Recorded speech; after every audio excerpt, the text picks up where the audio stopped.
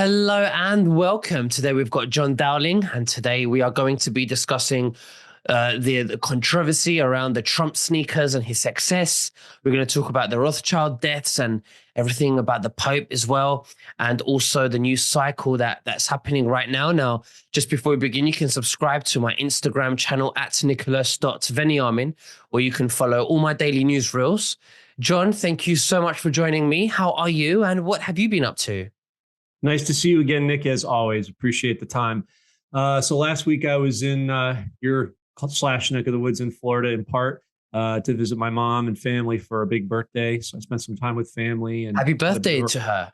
I wish your mother a happy birthday. She's watching. I wish you a very happy birthday. And I hope John has spoilt you. I did my best, but I know she'll appreciate the sentiment, Nick. She's a big fan. So thank you for that. As always, being gracious with that. So we spent some time. I had a bit of a respite, still did a bit of work out there. And then I got back last week. And honestly, just trying to keep up with the news cycle is a tremendous challenge, and which is a good thing, but it can be, as you know, a bit overwhelming, which we'll talk about. But it's I've been kind of keeping my nose to the grindstone of everything that's happening and just watching how these events all correlate together. Interesting, very interesting. So let's talk about the news cycle. So when you say news cycle, what do you mean? Yeah, I mean, well, it's a multitude of things, right? It's where sort of the geopolitical and the financial kind of interlock and marry together. I'm watching carefully, for example, the President Trump court cases, which, as I'm looking at the dates, they extenuate all the way out to August. It's clearly a witch hunt, but I think he's using that to his advantage to gain favor in the court of public opinion. You had just yesterday, as you know, Jacob Rothschild, one of the largest heads of the Rothschild, the older guard, has passed, which is hugely significant because that's basically the head of the snake being taken off, not just of the financial system, but all of the constraints and controls of the political system, how they kept everything in the royal bloodline, how they were able to manipulate elections. A lot of that the deep state has taken a big hit. They're what you call oligarchs. Oligarchs. Yeah. And, he's a billionaire. The Rothschild family is well known to own the Federal Reserve. And, so do you think that he was taken away a long time ago and we're just hearing it now? Because I heard that he may have been executed. I do. Bizarre claim, I know. It's a bizarre claim. But what do you think? No, I think that's what's going to be coming out, Nick, over the course of this year to wake up the public that is largely unaware of the reality of things. They have a perception of what's real, but because of what the mainstream has peddled for so long with brainwashing and mind control. But the reality, I believe, and I think you do too, is you have a pretty good inside track, as we know, on certain things. Yeah, I do think that this is a narrative, and I'm glad you said that because the meat of what I wanted to talk to you about today with your audience is I see a triad, Nick, going on with things. What I mean by that is we talked about the Rothschilds a minute ago, right? So I don't think that was the real one. I think the real one was taken out a long time ago, and they've just got to stand in for this person or the narrative because you don't really see him publicly anyway. So they could use stock footage going back years if they wanted. They can manipulate with CGI and the like. But the key that I'm watching for, Nick, is the triad. And I mean by that, we've already seen how they've stepped down King Charles. We could make an argument for what we just talked about with that. I think they're using cancer as the narrative for his demise. You have the Pope has just come up again for flu-like symptoms for the second time within a week or so. So I think you're going to see that situation get remediated as well. And then here stateside in America, the Biden, who I definitely don't think is the real one that we're seeing because there's just too many facial changes going on with him that it's, every time they trot out one, they never really look the same. But I think we're still on watch for this potentially the end of this week because we still have a few days left in the month whereby they're going to remove him due to an undisclosed medical illness. Because there's an interesting situation that going on. When every year, as you may know, here in America, I don't know how it works overseas, but here in America, every president has to undergo a thorough physical to include a cognitive test. They have omitted to do that with him because they know, obviously, that comes out, that's it. So the Patriots have set him up in the aspect that if he doesn't take the cognitive test, he's going to have to stand down to an undisclosed medical illness. If he does take the cognitive test and fails, then he's competent to stand trial. And all the pardons that he's used on the entirety of the Biden crime family can get easily rescinded in court, just like Trump's appealing all these bogus charges. Everything can get undone. So there's that triad trap that I'm watching very closely to see as these old leaders, the old guards, the old heads of the snake are summarily taken down and replaced with, the right people that can actually help we the people govern. Very interesting. Yeah. So yeah, it's interesting you mentioned King Charles. So if King Charles dies, because apparently he's got 6 months to live, I don't know if that was fake or whatever. You just don't know what to trust anymore Yeah. with people, and then with the mainstream media especially, you just don't know. But let's just say King Charles goes, then what? Then what? Prince William takes the throne, and would he accept it? Because then I heard another rumor that he won't accept it for some reason. What do you think about that?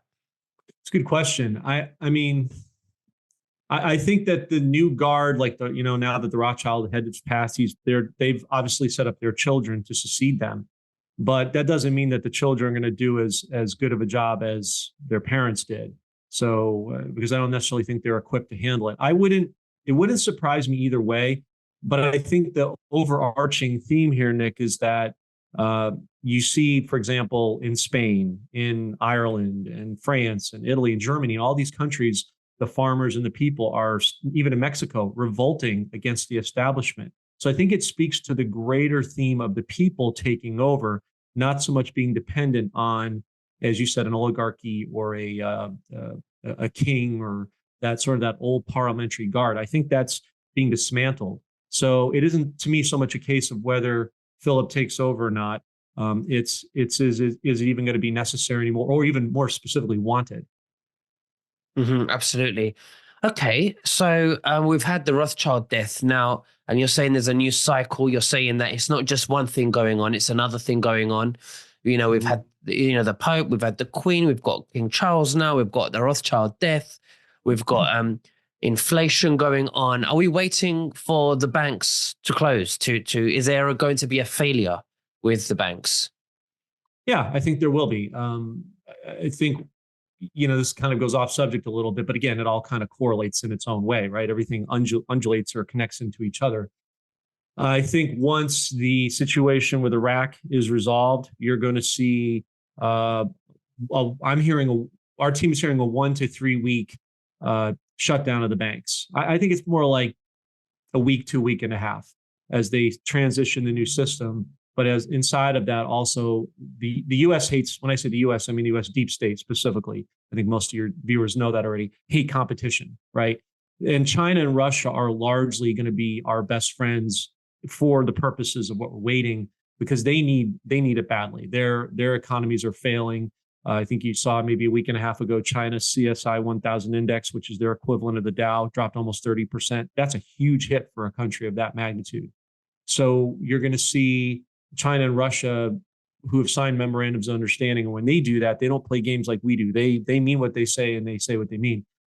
They're going to push the issue for this to happen, which will upset the deep state U.S., and they'll probably try to put sanctions on Iraq for a short period of time, which will in turn effectuate the banks, what we're talking about. So again, you can see how everything kind of kitty corners off of each other. They all stack like dominoes. So ostensibly, you'll see the banks have failures. For that reason, you also have the Basel III issue that's being pushed, right?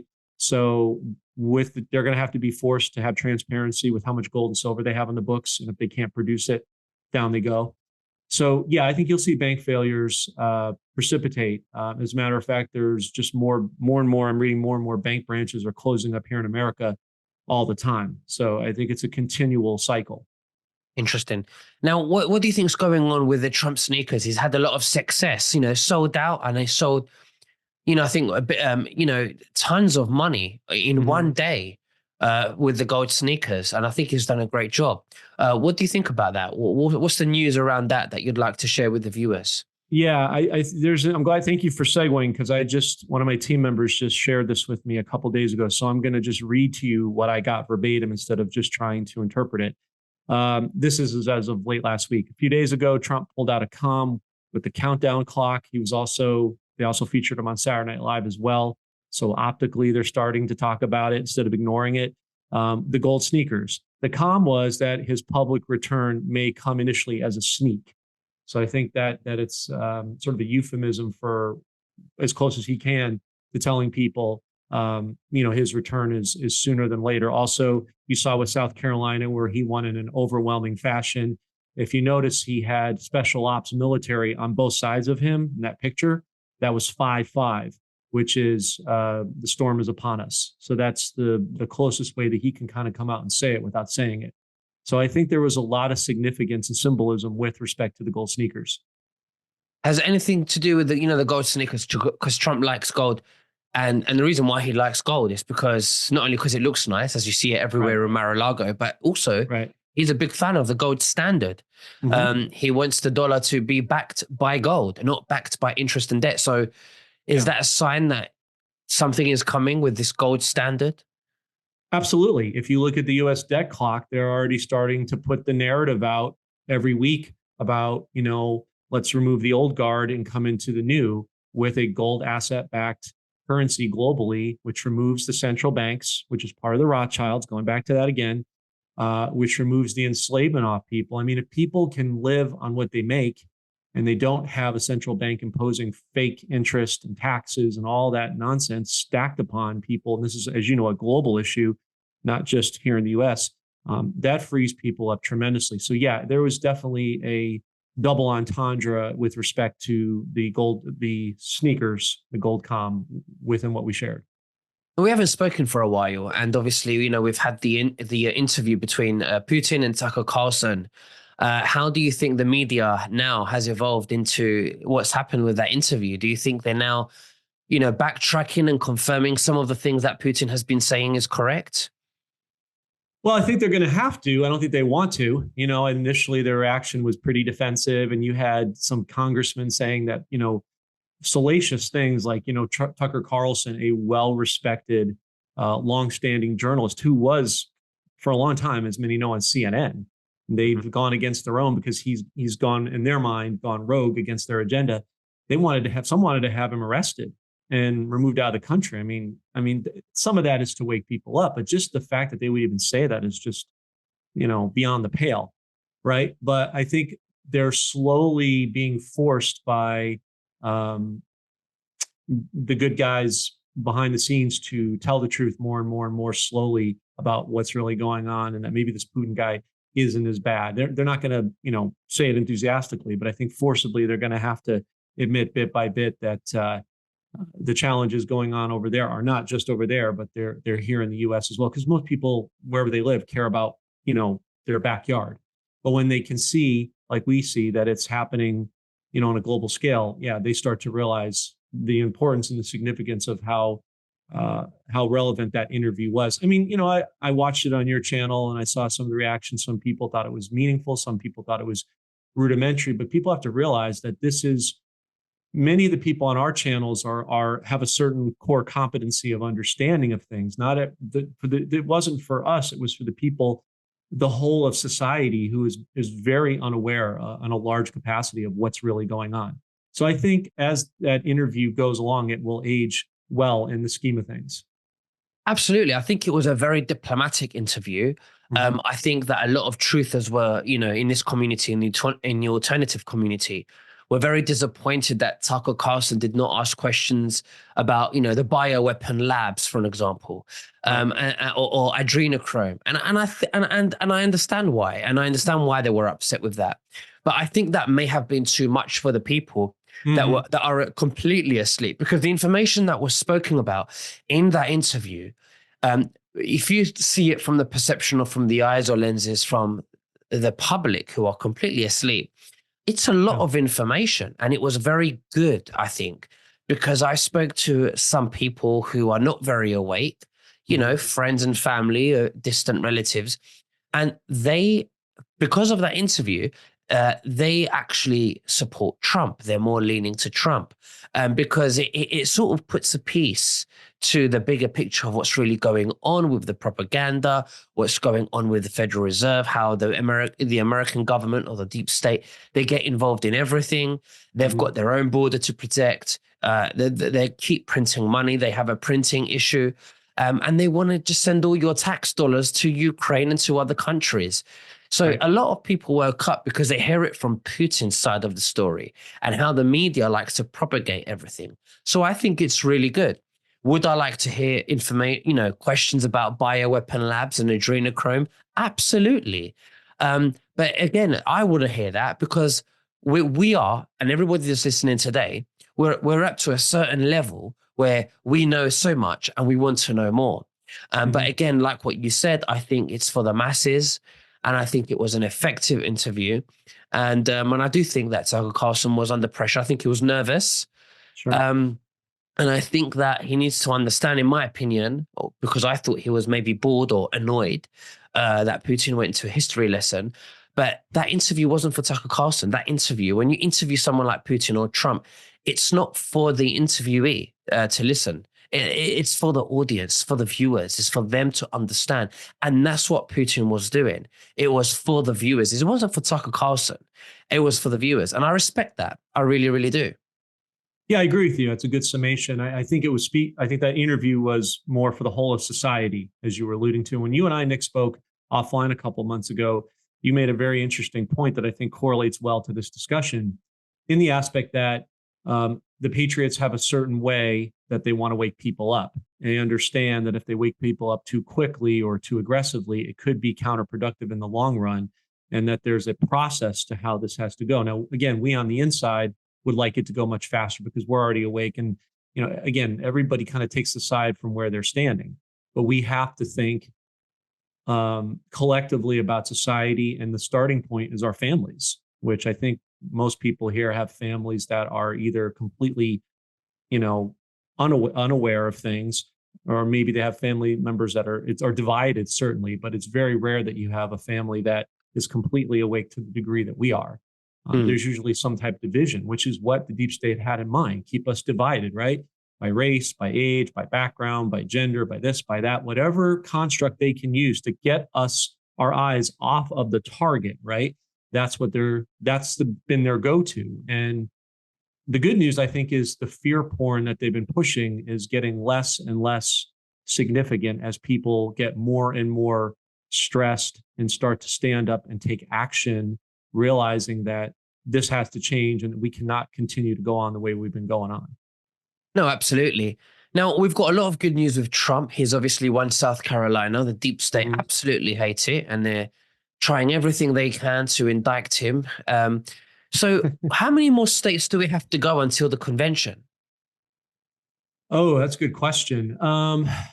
Probably, I'm going to be curious just on a personal level. I'll be curious to see if because traditionally conservative candidates don't go to, overwhelmingly blue states like California and New York. I'd be very curious to see if he makes an appearance in California and New York this year, given the wave of, because of the overwhelming sentiment that he's already getting and been getting, and he understands how to market himself. We know extremely well, and he knows timing. He's got a team that is extremely adept. Dan Scavino just put out a post. I don't know if you saw it yesterday, where Trump's sitting at his desk in Air Force One. He says, Mr. President, folks need you to get your butt back in the White House right away.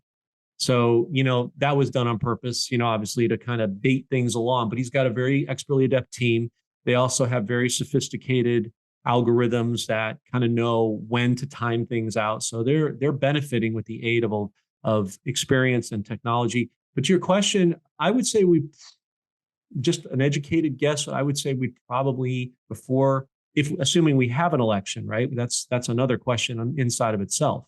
Many people think we will have an election. Many people think we won't, or it be preempted. I mean, you're seeing that going on through other countries as well. Zimbabwe is supposed to have their elections in August, but many think it might be preempted for example, into July. So I could see a scenario like that here. But to your question, I would say probably, 30 to 35 states, probably conservatively, before we get to the election cycle. Maybe more, but I'm just being, playing it safe. That's probably a fairly good guess. Of course, interesting. Now, lastly, I want to discuss about this community that we're creating as a team and behind the team, about, the truth of getting together where we can form a community and share information and meet like-minded people. Why don't you tell us about this community? And by the way, I'm going to leave a link below in the description. I'm also have joined this community where you can find me as well. But John, why don't you give us some more information about this? Yeah, thank you for this opportunity, Nick. I really appreciate it on multiple fronts. So my team and I, that I always allude to, we've been, first of all, we've been putting up videos now, and we've seen a couple of them shadow banned already or just removed outright. And so the threat of free speech is continuing to precipitate, especially on certain platforms that you know well. As this intensity of the news cycle ratchets up, as they continue to lose control, the deep state, they're going to try every trick they can on their way out the back door, just like a caged animal. And part of that mechanism that they're going to try is free speech. That has been frustrating to us. We just talked about families being divided, right? Us feeling ostracized. I speak personally, speaking from my experience, myself and my mother are probably one of the few awake people on both sides of our family who largely believe the propaganda and the pablum that the mainstream and liberal news outlets, Wikipedia and the like, put out, and just kind of believe whatever they're been told is all there is to see, because critical thinking be darned. So there's that frustration. I'm sure everybody here knows well the feeling of being ostracized and misunderstood and outcast and typecast. So we felt that was a need to precipitate a community whereby we can bring, everybody in this community, or as much as possible, this community together to galvanize, to unify and synergize people. So what we've done is we're creating a website right now. It's called the Real World Academy. And it's kind of exciting, Nick, because there's a lot of facets to it that encompass the site.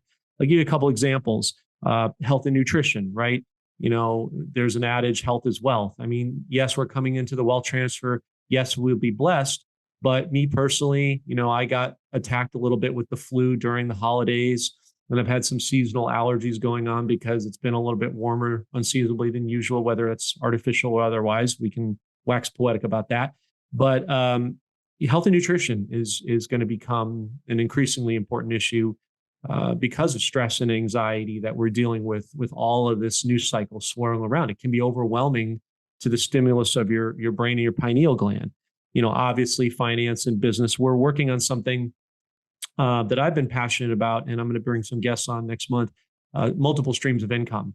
Because people are tired of their jobs, people are frustrated, people are looking for an exodus, and so we're going to show people simple ways with a laptop and a phone that you can create multiple streams of income from the comfort of your home, have more time with your family, and all the obvious benefits that come inside of that.